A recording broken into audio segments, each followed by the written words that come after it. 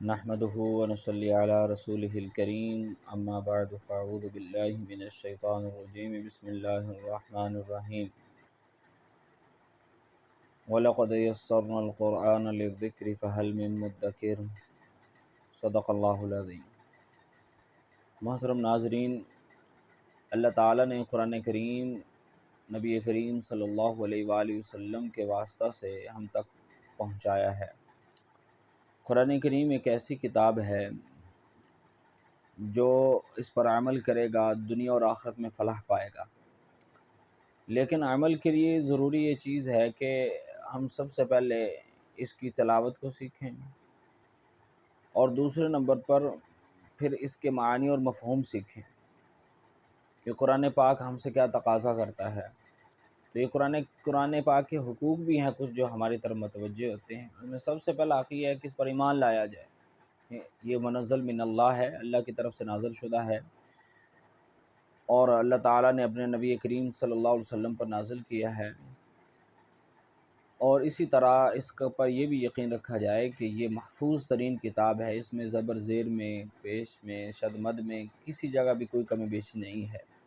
دوسرا حق اس کا یہ ہے کہ اس کی تلاوت کی جائے۔ تلاوت اس معنی میں کہ اس کو اگر پڑھنا ہے تو تجوید اور ترتیل کے ساتھ، کیونکہ اللہ تعالیٰ نے نبی کریم صلی اللہ علیہ وسلم کو یہ حکم فرمایا وَرَتِّلِ الْقُرْآنَ ترتیل۔ تو ترتیل کیا ہے کہ اس کو تجوید کے ساتھ پڑھا جائے۔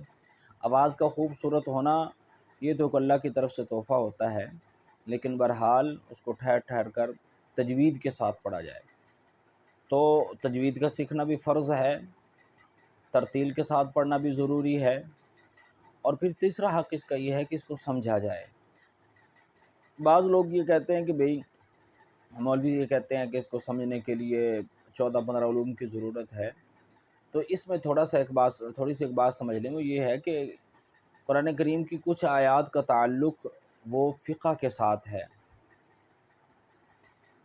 ان آیات کا سمجھنے پر تو واقعی جو ہے وہ علوم کی ضرورت ہے، جیسے وہ تقریباً 500 آیات بنتی ہیں۔ تو اور اس کے علاوہ باقی جو کلام ہے جس کا تعلق اللہ تعالیٰ کی قدرت سے ہے، اسی طرح کچھ واقعات ہیں، ان کو سمجھنے کے لیے صرف قرآن پاک کے ترجمے کو سمجھ لینا کافی ہے۔ تو کم سے کم ہم ان آیات کو تو پڑھیں، ان آیات کو تو سمجھیں جو اللہ تعالیٰ نے اپنی قدرت کے لیے، اور اسی طرح جو ہے وہ انسان کو جو واقعات ہیں وہ بتائے ہیں، ان کو ہم پڑھیں، اس سے عبرت حاصل کریں۔ تو قرآن پاک کو سمجھنا یہ بھی قرآن پاک کا حق ہے۔ اس کے بعد قرآن پاک کا ادب کرنا یہ بھی قرآن پاک کا حق ہے۔ ہمارے علماء لکھتے ہیں کہ قرآن پاک کا ادب یہ ہے کہ اس کو کمر نہ کی جائے، اور اس کے اوپر کپڑا چڑھایا جائے، اس کو غلاف کہتے ہیں، اس کو اونچی جگہ رکھا جائے۔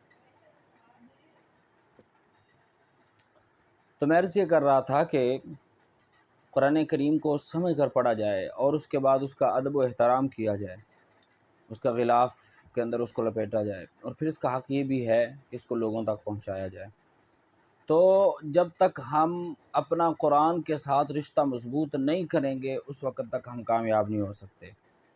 تو یہ قرآن کریم کی آواز بھی ہے، قرآن کریم کی تبلیغ بھی ہے، اور قرآن ایک ایسی چیز ہے کہ جو انسان اس کو پڑھتا ہے، اس کو سمجھتا ہے، تو اس کو کامیابی ضرور دیتی ہے، اس کو کامیاب ضرور، اور قبر میں بھی یہی کام آئے گا، حشر میں بھی یہی کام آئے گا۔ تو قرآن کریم کو پڑھا جائے، اس کے لیے وقت مقرر کیا جائے، اور کچھ اس کو سیکھنے کے لیے وقت مقرر کیا جائے، تو انشاءاللہ یہ ہمارے لیے دنیا آخرت میں فلاح اور کامیابی کا باعث بنے گا۔ اللہ تعالی ہم سب کو عمل کرنے کی توفیق نصیب فرمائے۔ وآخر دعوانا الحمدللہ رب العالمین۔